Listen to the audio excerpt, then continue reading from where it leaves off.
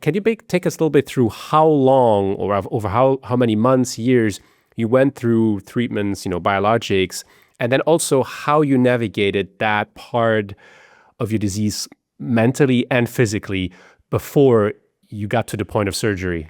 Yeah, so like I say, so I was diagnosed when I was 18. I'm now 28. So I went 6 years trying lots of different biological treatments, and some would work. So my first ever treatment I got put on, it lasted and it worked for about a year and a half, and I felt a lot better.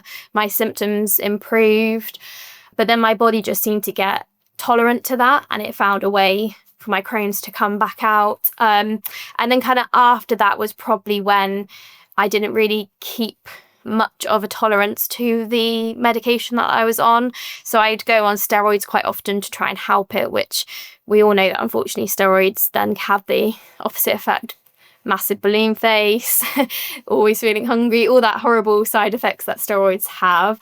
So yeah, so it was a good 6 years that unfortunately I was probably on treatments for a year, 6 months, like various different things. And I'd kind of got to the point where I had tried all the biological treatment that was available in my country and for us.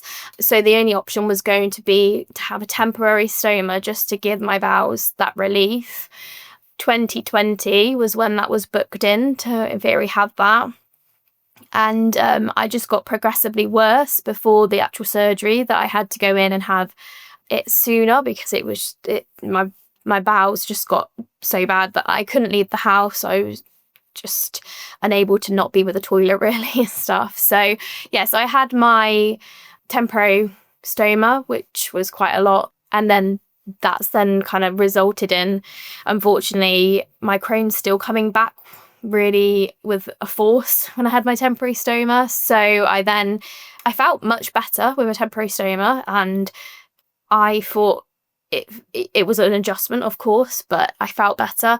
But actually my symptoms inside and my bowels were still very inflamed. So it then resulted in February that year, so 2021, I had to have emergency surgery, which is where I then had my whole large intestines and my bum removed and a permanent stoma because it was just too inflamed, really.